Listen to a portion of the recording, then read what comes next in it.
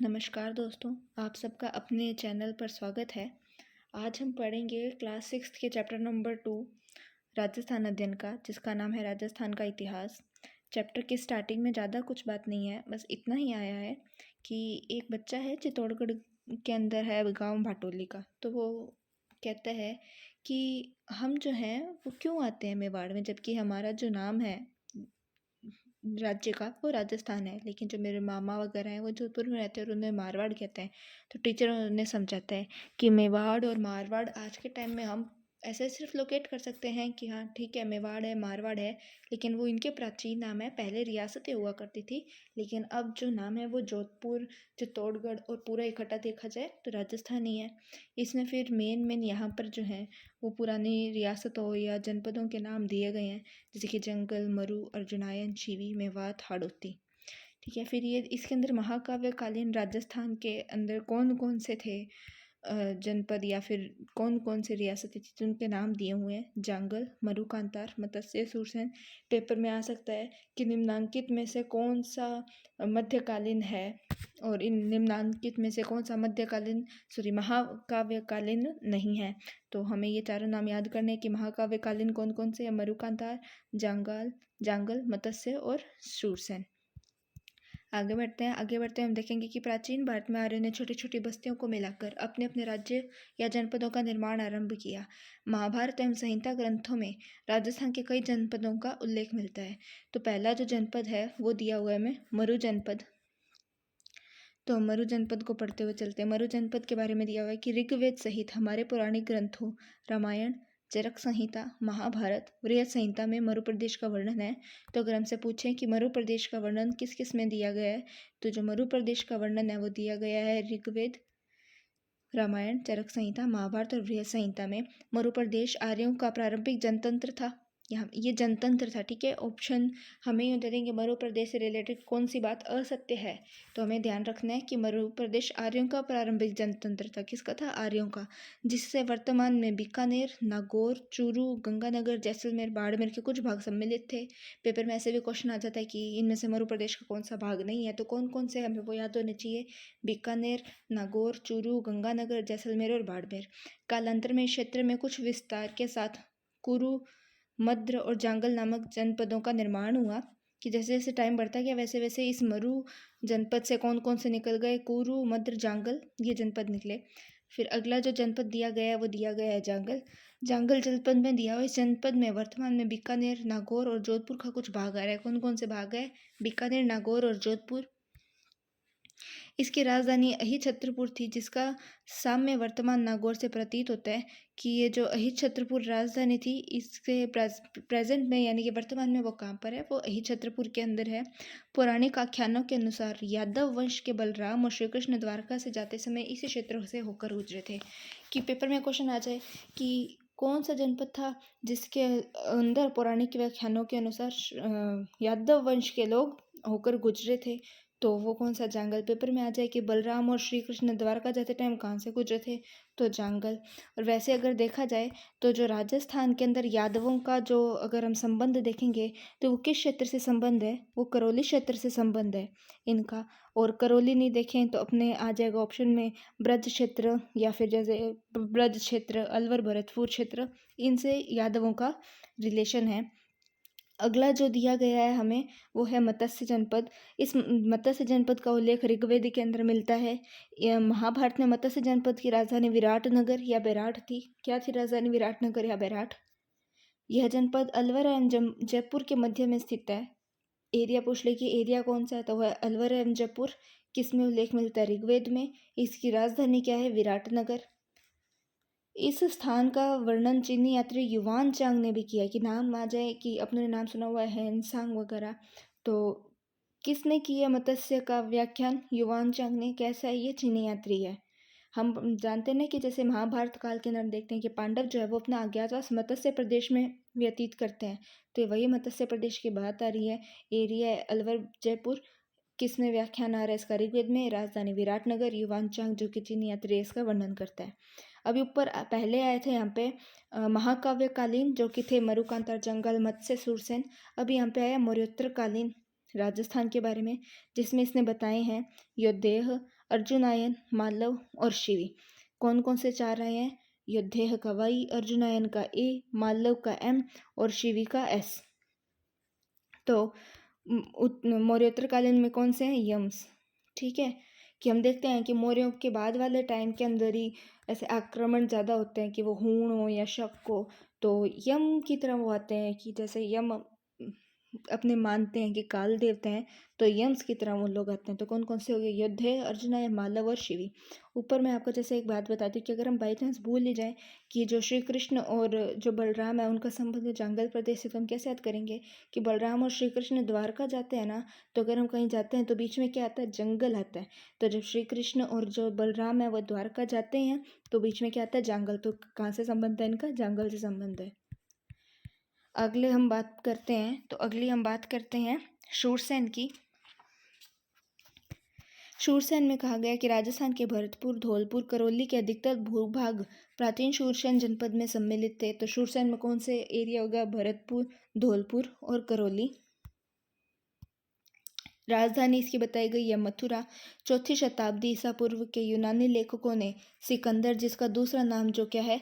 Alexander है, सिकंदर, या फिर कह दें कि अलेक्जेंडर के समय में शूरसेन या सोरसेन का उल्लेख किया है। किसने? यूनानी लेखकों ने, सिकंदर के समय 4वीं शताब्दी में।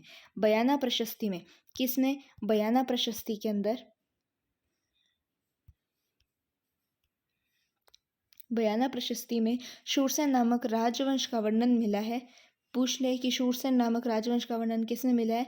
बयाना प्रशस्ति में मिला है। सिकंदर के आक्रमण के पश्चात अपनी स्वतंत्रता को सुरक्षित रखने को उत्सुक पंजाब और टक की कुछ जातियां राजस्थान में आकर बस गई। कहाँ कहाँ की?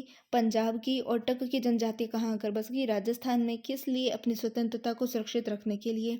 इसमें अपनी साहस और शौर्य के लिए प्रसिद्ध थे कौन से? मालव, शिवी, अर्जुनायन, ये जातियां प्रमुख थी। कौन कौन सी जातियां प्रमुख थी? मालव, शिवी और अर्जुनायन। कहाँ से आई थी? ये पंजाब से और टक से आई थी। किसके लिए प्रसिद्ध थी? साहस और अपने शौर्य के लिए प्रसिद्ध थी। तो अभी हम शूरसेन को वापस एक बार फिर से पढ़ते हैं। एरिया कौन सा है? भरतपुर, धौलपुर, करौली। राजधानी है इसकी मथुरा। 4वीं शताब्दी में यूनानी लेखक जो कि सिकंदर के समय में थे, सिकंदर के समय में शूरसेन और सोरसेन का उल्लेख मिलता है। सिकंदर का दूसरा नाम क्या है? अलेक्जेंडर। बयाना प्रशस्ति में शूरसेन नामक राजवंश का उल्लेख मिलता है। सिकंदर के आक्रमण के पश्चात अपनी स्वतंत्रता को सुरक्षित रखने के लिए पंजाब से और टक से जनजातियां आती हैं। अपने शौर्य और साहस के लिए प्रसिद्ध थी मालव, शिवी और जुनायन। अगली जो बात आती है वो शिवी की। आधुनिक उदयपुर के पूर्व, पश्चिम और उत्तर का संभागीय प्रदेश में शिवी जाति के आधिपत्य की स्थापित किया। प्रश्न में आ जाए कि निम्नलिखित में से शिवी जनपद के लिए कौन सी बात सत्य है? ऑप्शन में दिया हो कि उदयपुर के पूर्व पश्चिम उत्तर संभागीय प्रदेश में थे, उदयपुर के पूर्व पश्चिम दक्षिण संभागीय प्रदेश में थे, उदयपुर के उत्तर दक्षिण पश्चिम संभागीय प्रदेश में थे, उदयपुर के उत्तर दक्षिण और पूर्वी संभागीय प्रदेश में। तो उसका सही उत्तर क्या होगा?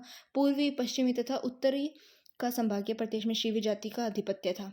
अगली लाइन की दी, इसलिए शिवी जनपद के नाम से जाना जाता है। इसकी राजधानी मध्यमिका या मध्यमिका थी। तो शिवी की राजधानी मध्यमिका, जिसके अवशेष चित्तौड़गढ़ के पास मिले हैं, नगरी नामक गांव में। पूछा जाए तो शिवी जनपद के अवशेष कहाँ पे शिवी जनपद की राजधानी मध्यमिका के अवशेष कहाँ मिले हैं? नगरी में, जो कि कहाँ पर? वर्तमान में चित्तौड़ में। तो शिवी का रिलेशन कहाँ से हुआ?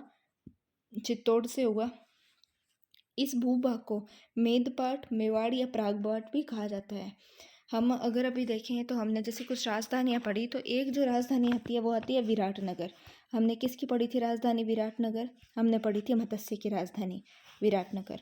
तो अभी मैं आपको यहाँ पे थोड़ा सा, विराट का नाम क्या बताया? Bairat.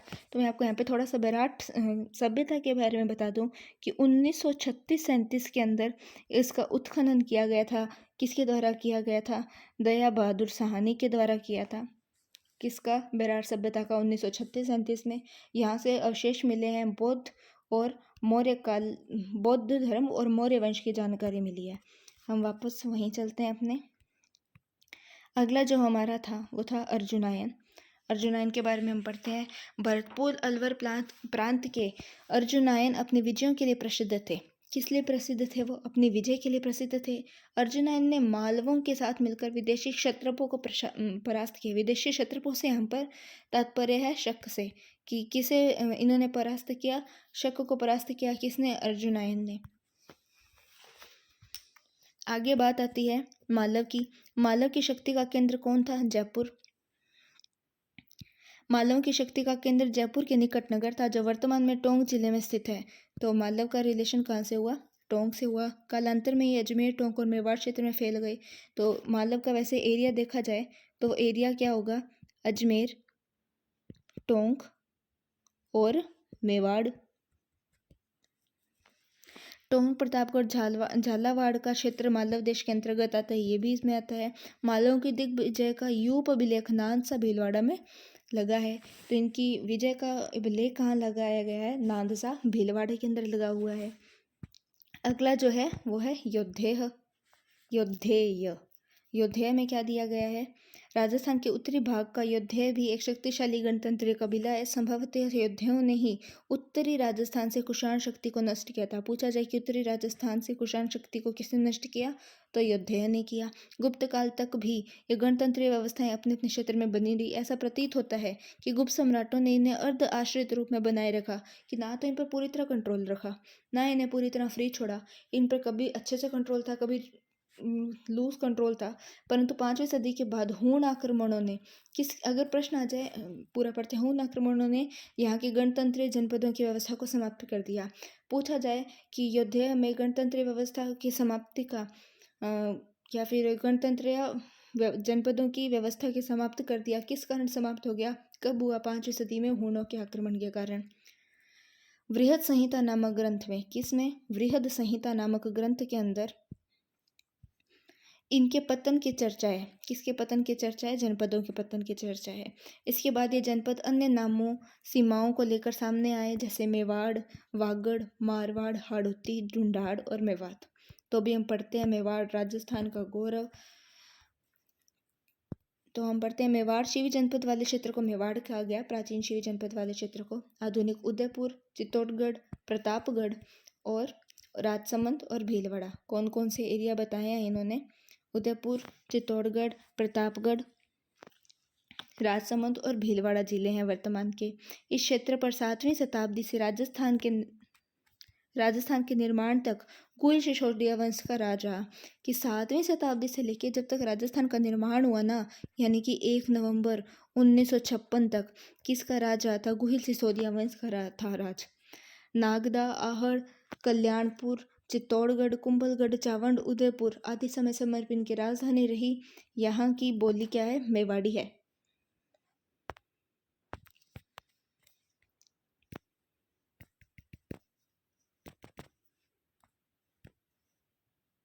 Sorry for the interference. हम पढ़ रहे थे मेवाड़ को। तो मेवाड़ में हमने देखा था कि मेवाड़ प्राचीन शिवी जनपद वाले क्षेत्र को कहा गया। आधुनिक उदयपुर, चित्तौड़गढ़, प्रतापगढ़, राजसमंद, भीलवाड़ा जिले मेवाड़ राज्य के क्षेत्र रहे थे। इस क्षेत्र पर 7वीं शताब्दी से आधुनिक राजस्थान के निर्माण तक गुहिल सिसोदिया वंश का राज्य रहा था।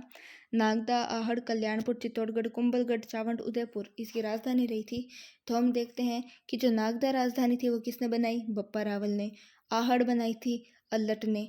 चित्तौड़गढ़ बनाई थी जैतर सिंह ने। चावंड बनाई थी महाराणा प्रताप ने।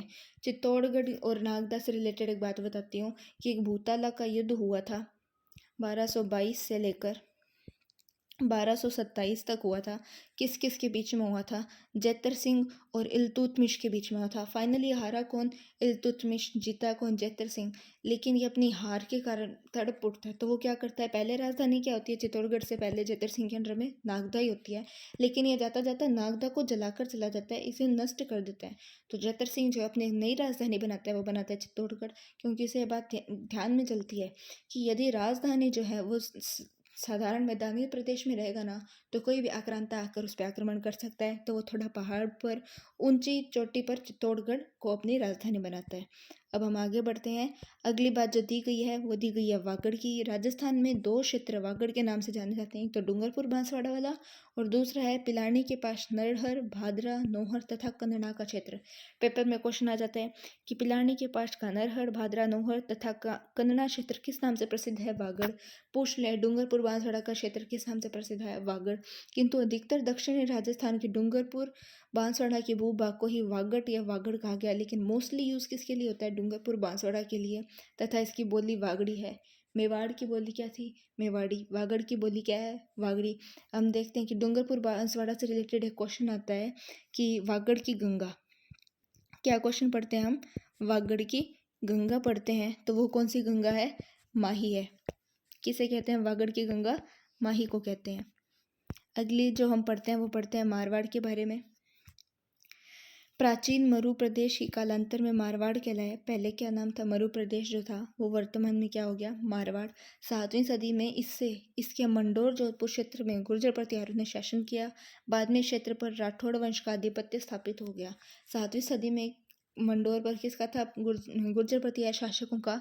जैसे कि इनमें से कुछ नाम हो गए हरिश्चंद्र नागभट्ट प्रथम, नागभट्ट सेकंड, मिहिर भोज और मिहिर पाल हो गया, वासुदेव हो गया, और राठौड़ राजा हो गए जैसे कि राणा सिंहा, कच सिंह, सरदार सिंह, राणा चौधाराव, गंगाराव, मालदेव। ठीक है। और अगर हमसे पूछे कि राजस्थान में क्षेत्रफल की दृष्टि से सबसे बड़ी रियासत कौन सी थी, तो मारवाड़ थी। और अगर हमसे पूछे कि पूरे विश्व में ऐसा वंश जो एक छत्र एक ही समय में लगातार शासन करता रहा, तो वो कौन सा था? गुहिल सिसोदिया वंश। अब हम आगे बात करते हैं हाड़ौती। आधुनिक बूंदी और कोटा का क्षेत्र हाड़ौती कहलाया। मोस्टली कौन सा पढ़ते हैं? हाड़ौती। तो कोटा बूंदी 12 झाड़वा, लेकिन छठी की किताब में क्या दिया हुआ है? कोटा और बूंदी दिया हुआ है। प्राचीन काल में इस भूभाग पर मीणा का आधिपत्य था। मीणा जनजाति का आधिपत्य था। मीणा वंश का बुंदा के नाम पर ही बूंदी का नामकरण हुआ।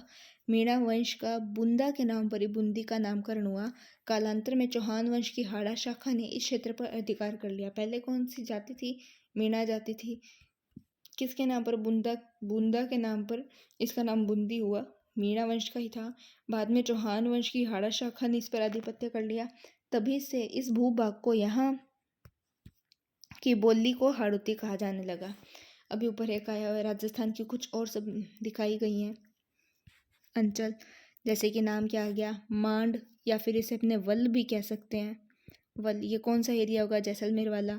मारवाड़ जोधपुर वाला। ढूंढाड़, शेखावटी, सिकरसुर झुंझुनू वाला। मेवात, अलवर, भरतपुर। मेवाड़ हमने अभी पढ़ा। उदयपुर, चित्तौड़गढ़, प्रतापगढ़, राजसमंद, भीलवाड़ा। वागड़, डूंगरपुर, बांसवाड़ा वाला। हाड़ौती किताब के अकॉर्डिंग कोटा और बूंदी। एक यहाँ पे नाम आता है गुर्जरात्रा। क्या नाम आता है? गुर्जरात्रा। ये गुर्जरात्रा शब्द यूज किया है हेनसांग ने किसके लिए? मरुस्थल के लिए, जहाँ पे मोस्टली क्या कौन है? जोधपुर है। आगे हम बढ़ते हैं। ढूंढाड़। जयपुर एवं उसके आसपास का क्षेत्र ढूंढाड़ नाम से प्रसिद्ध है। 12वीं सदी में कछवाह राजपूतों ने यहाँ की स्थानीय जनजाति मीणों और बड़ गुर्जरों को परास्त कर अपने राजवंश की नींव डाली। पूछे कि कछवाह वंश ने अपनी नींव कब डाली? 12वीं सदी में डाली। कहाँ डाली? ढूंढाड़ में डाली। और किसको हटाकर डाली? तो जो वहाँ की स्थानीय जनजाति थी मीणा और बड़ गुर्जर, उसको परास्त कर अपने राजवंश की नींव डाली। भाषा कैसी है यहाँ की? ढूंढाड़ी है। मेवाड़ की मेवाड़ी, ढूंढाड़ की ढूंढाड़ी, वागड़ की वागड़ी, मारवाड़ की मारवाड़ी। ऑलराइट। अब अगला जो पॉइंट है वो है मेवात। मेवात है अलवर भरतपुर का वह क्षेत्र जहाँ मेव जाति की अधिकता रही। मेव जाति में हमने खानवा के युद्ध में राणा सांगा के सहयोगियों के अंदर एक नाम पढ़ा था, हसन का मेवाती। वो यहीं का ही था। मेवातियों का प्रसिद्ध नायक हसन का मेवाती था, जो खानवा के युद्ध में राणा सांगा की ओर से बाबर के विरुद्ध लड़ता हुआ मारा गया। मैंने बताया आपको। और हसन खां मेवाती ने क्या किया था? हरावल दस्ते का नेतृत्व किया था खानवा के युद्ध में। इन सब अंचलों के अतिरिक्त भी राजस्थान के कुछ अन्य क्षेत्र जैसे जैसलमेर, कोमाड़ या वल, अभी पीछे मैप में बताया, जोधपुर का दक्षिणी भाग गुजरातरा, प्रतापगढ़ का कांठल, और हम जानते हैं कांठल की गंगा किसे कहते हैं? माही को। झालावाड़ का क्षेत्र मालवा, चूरू झुंझुनू सीकर का क्षेत्र शेखावटी, ब्यावर अजमेर का क्षेत्र मेरवाड़ा सॉरी। अभी कैसे याद करेंगे? नीचे उदयपुर के पास वाला एरिया तो क्या कहलाता है? मेवाड़। इधर जोधपुर के पास वाला एरिया क्या कहलाता है? मारवाड़। ये इधर मेवाड़, इधर मारवाड़, इधर आ जाता है अपना अजमेर। तो मेवाड़ मारवाड़ तो क्या बन गया? मेरवाड़ा। दोनों का मिक्सअप सा। ठीक है। फिर हम राजस्थान और इसके विभिन्न क्षेत्र भूगोल और परिस्थितियों के फलस्वरूप अनेक बोलियों, वेशभूषा, व्यवहार, परंपराओं का धनी है। तो ये हमारा यहाँ पे चैप्टर पूरा होता है। अब हम कुछ शब्दावली देख लेते हैं। अंचल का शब्द है क्षेत्र। ऋग्वेद है एक हमारा प्राचीन ग्रंथ, वेदों में प्रथम ग्रंथ माना जाता है। क्षत्रप यानी कि प्रांत का मुख्य है राज्यपाल, लेकिन वैसे भारत में शक जाति के शासकों के लिए क्षत्रप शब्द का प्रयोग हुआ है। अब हम थोड़ा अभ्यास प्रश्न देख लेते हैं। अभ्यास प्रश्न में पहला प्रश्न दिया गया है, मत्स्य जनपद की राजधानी क्या है? मत्स्य जनपद की राजधानी क्या है? तो पहला इसमें ऑप्शन दिया गया है मथुरा। तो हमें पता है मथुरा किसकी राजधानी है? सूरसेन की। अहिछत्रपुर राजधानी है जांगल की। और विराटनगर किसकी राजधानी है? मत्स्य की। तो इसका उत्तर होगा विराटनगर। अगला है, कोटा बूंदी वाला क्षेत्र क्या कहलाता है? तो जांगल कौन सा वाला हो गया? बीकानेर के आसपास वाला क्षेत्र। मेवात, अलवर, भरतपुर वाला। तो हाड़ौती कौन सा है? कोटा बूंदी वाला। ठीक है। फिर अगला क्वेश्चन है, ब्यावर का क्षेत्र के नाम से जाना जाता है। ब्यावर अजमेर का क्षेत्र किस नाम से जाना जाता है? मेरवाड़ा नाम से जाना जाता है। जयपुर एवं उसके आसपास के क्षेत्र की भाषा क्या कहलाती है? जयपुर और उसके आसपास का क्षेत्र क्या कहलाता है? ढूंढाड़। तो उसकी भाषा क्या है? ढूंढाड़ी। महाभारत कालीन किन्हीं दो जनपदों के नाम बताइए। तो हमने एक जनपद पढ़ा था जांगल। जांगल जनपद से संबंधित हमने बात क्या पढ़ी थी कि यहाँ से श्री कृष्ण और बलराम द्वारका जाते टाइम यहाँ से गए थे। और दूसरा नाम जो पढ़ा था वो हमने मत्स्य नाम पढ़ा था। शेखावटी में कौन कौन से आते हैं? सीकर, चुरु, झुंझुनू। हसन का मेवाती कौन था? हसन का मेवाती था राणा सांगा का। वैसे तो मेवात प्रदेश का था वो फेमस आदमी, लेकिन उसने राणा सांगा का सहयोग किया था खानवा के युद्ध में और उसके हरावल दस्ते का नेतृत्व किया था। और आगे के प्रश्न आप खुद पढ़िए और करने का प्रयास कीजिए।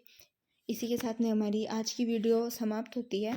और यदि आप कुछ जानना चाहें तो आप मुझे कमेंट में से कर सकते हैं। वीडियो पसंद आई, आपको इससे कुछ जानने को मिला तो वीडियो को लाइक और शेयर करें, मेरे चैनल को भी सब्सक्राइब करें। एक बात और बता दूं कि जैसे यूँ प्रश्न आता रहता है कि रियासत और संभाग में क्या अंतर है? ये तो एक ही बात होगी। नहीं, एक बात नहीं है। जैसे कि अगर हम बीकानेर की बात करें तो बीकानेर जो है वो किस रियासत में आता है? वो मारवाड़ रियासत में आता था। लेकिन बीकानेर का संभाग क्या है? बीकानेर ही है। अगर हम नागौर की बात करें कि नागौर जो है वो किस रियासत में आता था? वो मारवाड़ रियासत में आता था। लेकिन अभी वो आता किस संभाग के अंदर है? वो अजमेर संभाग में आता है। तो अजमेर संभाग में आता है। तो संभाग जो है वो वर्तमान की स्थिति है और जो रियासत है वो प्राचीन राजस्थान में ऐसा होता था। ठीक है, धन्यवाद। वीडियो को लाइक करें, शेयर करें और इस सीरीज़ को आगे बढ़ने में मेरी सहायता करें, इसमें लगातार वीडियोज़ को देखते हुए। जय हिंद, जय भारत।